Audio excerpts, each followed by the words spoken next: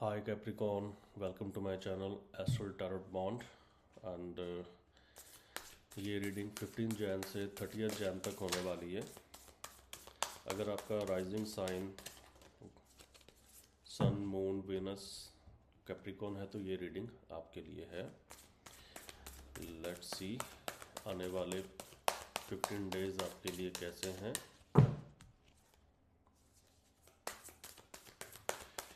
Messages for Capricorn,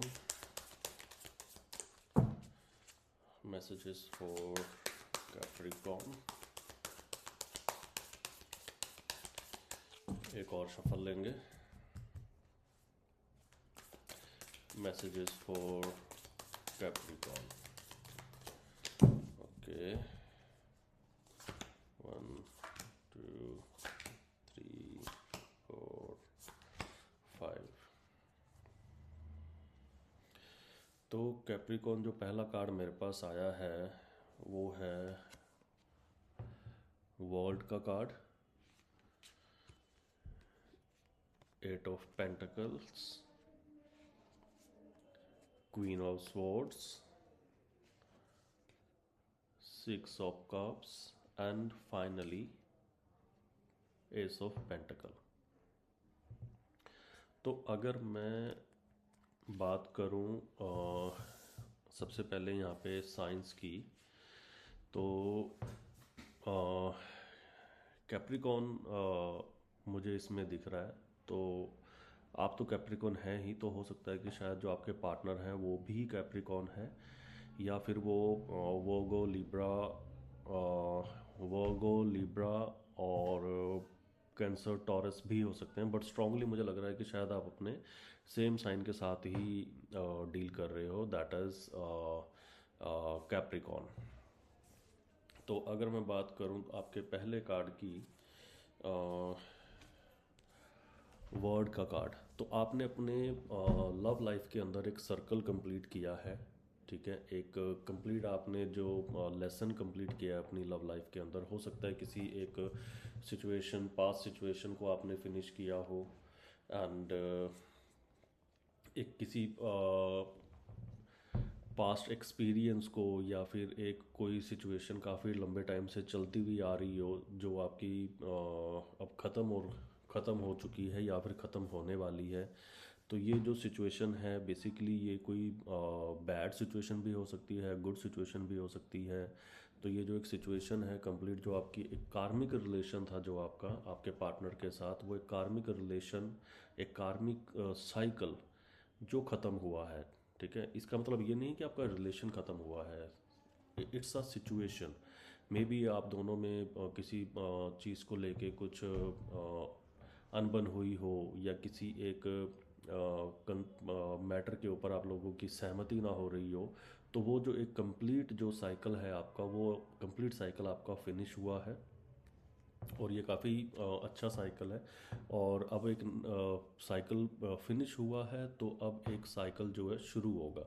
let's say कि अगर जैसे पहले आपके पार्टनर आपको कमिटमेंट नहीं दे रहे थे तो उसके पीछे कुछ वजह थी, अब वो वजह रिजॉल्व हो गई है।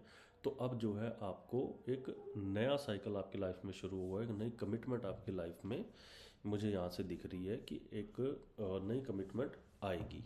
और ये साइकिल ख़त्म होना बहुत इंपॉर्टेंट था आपकी, क्योंकि थोड़ा इसने आपको परेशान भी कर रखा था इस साइकिल ने। तो ये साइकिल अब आपका जो है ख़त्म हो गया है।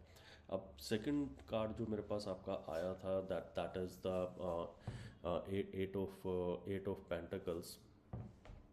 तो एट ऑफ पेंटिकल से मुझे ये दिख रहा है कि अभी आप जो हैं या और जो आपके पार्टनर हैं इस रिलेशन को बहुत सीरियसली लेने वाले हैं। ऐसा नहीं है कि लाइटली लेके पहले होता होगा कि किसी सिचुएशन को, आपके रिलेशन को या फीलिंग्स को इतना डीपली ना लिया हो या इतना सीरियसली ना लिया हो, सीरियस ना हो रिलेशन के लिए। बट अब मुझे दिख रहा है कि वो इस रिलेशन के ऊपर काफ़ी ज़्यादा काम कर रहे हैं, एंड वो एक्चुअली चाहते हैं कि ये रिलेशन अब वर्क करे, और जिसके लिए वो बहुत ज़्यादा काम कर रहे हैं। तो अ, आपकी भी अगर मैं बात करूं तो आपने भी शायद उनको पुश किया है।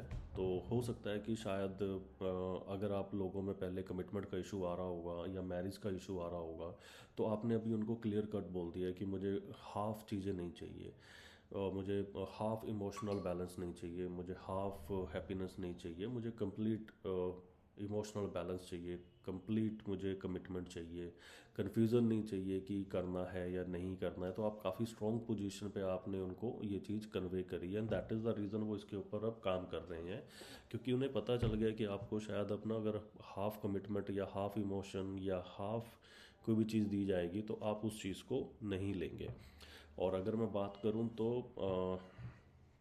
आपके अगले कार्ड की 6 ऑफ कप्स, तो मुझे ये दिख रहा है कि ये जो पर्सन है ना आपके, इनके साथ आपका काफ़ी पुराना रिश्ता है। ऐसा नहीं है कि ये कोई 1 या 2 साल पुराना, ये काफ़ी पुराना रिश्ता है। हो सकता है ये शायद आपके चाइल्डहुड फ्रेंड हो, या फिर ऐसा भी हो सकता है पॉसिबिलिटीज़ कि आपकी लाइफ में कोई नया पर्सन, एक पर्सन आ रहा है और वो पर्सन पहले भी आपकी लाइफ में रह चुका है। आपका चाइल्डहुड फ्रेंड हो सकता है, ठीक है, मतलब हो सकता है या हो सकती हैं जिन्होंने आपको अप्रोच किया हो और वो चाहते हो आपके साथ एक स्टेबल रिलेशन बनाना। क्योंकि आगे आपके पास जो कार्ड है वो एस ऑफ पेंटिकल का कार्ड है, तो एक कमिटमेंट है और जो वो आपको देना चाहते हैं। और ये कमिटमेंट मुझे ये दिख रही है कि ये पुराने किसी पर्सन से आ रही है।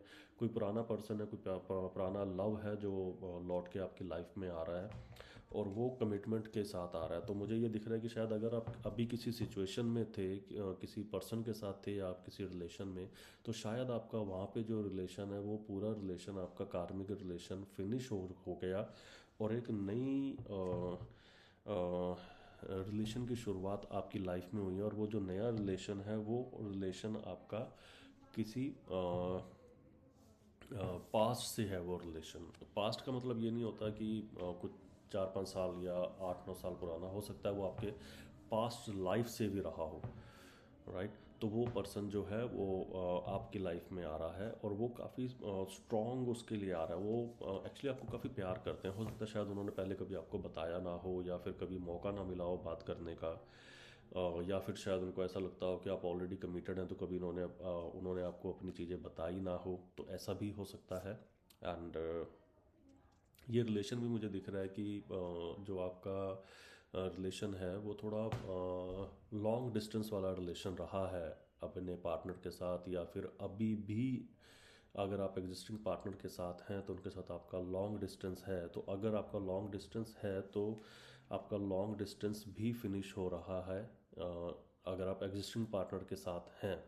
क्योंकि ये रीडिंग कुछ के लिए अलग है और कुछ के लिए एग्जिस्टिंग पार्टनर के साथ ही उनका पैचअप होगा और काफ़ी आगे तक जाएगा। कुछ के लिए है कि हो सकता है कि आपकी लाइफ में एक नई कमिटमेंट और नई चीज़ें आ रही हों। बट दोनों चीज़ों में अगर आपका एग्जिस्टिंग रिलेशन है या फिर कोई पुराना पर्सन आपकी लाइफ में वापस आ रहा है, तो आप एक बड़े स्ट्रॉन्ग मोड में हैं कि मुझे कोई भी चीज़ जो करनी है वो इमोशनल से ज़्यादा मुझे मेंटली प्रिपेयर होना है इस चीज़ के लिए।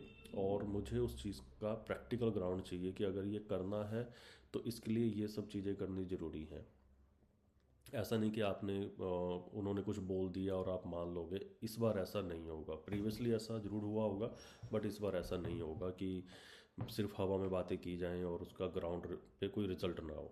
अगर आपको ग्राउंड पे रिजल्ट नहीं दिखेगा तो आप ये चीज़ नहीं करोगे। और बाकी जैसा कि मैंने कहा कि आपके जो पर्सन है, आप वो अगर वो नए पर्सन है या फिर वो आपके पास लाइफ के पर्सन है, तो वो काफ़ी मेहनत कर रहे हैं इस चीज़ के लिए।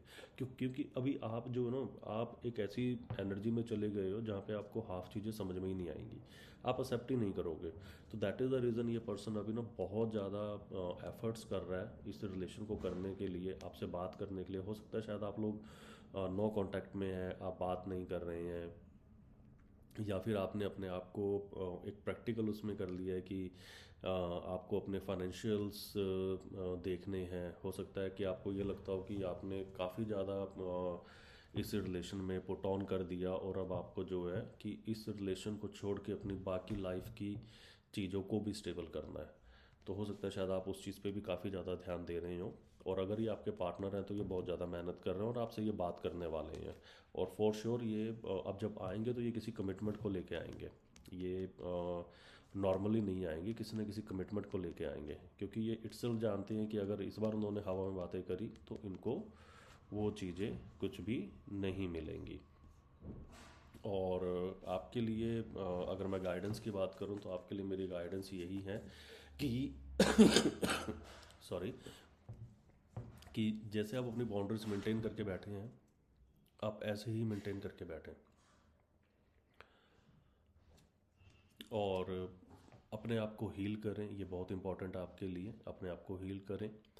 और सेल्फ लव करें, that is also very important. And थोड़ा ओपन रहें कि अगर आपके पार्टनर आपसे बात करने भी आ रहे हैं तो आप इतने भी ज़्यादा इगोस्टिक ना हो जाएं कि वो बात ही ना कर पाएँ आपके साथ। तो ये बहुत ज़्यादा ज़रूरी है। बाकी आपकी रीडिंग में अभी तक मेरे पास यही है। नेक्स्ट रीडिंग में मिलेंगे। एंड आई होप अगर आपको मेरी रीडिंग कनेक्ट करी हो, अच्छी लगी हो, तो आप लाइक शेयर सब्सक्राइब ज़रूर करें। और अगर आपका कोई सवाल हो तो आप मुझे कमेंट बॉक्स में लिख सकते हैं, नहीं तो आप मुझे ईमेल कर सकते हैं। ईमेल मेरी डिस्क्रिप्शन बॉक्स में मेंशन है। Thank you, see you, bye bye.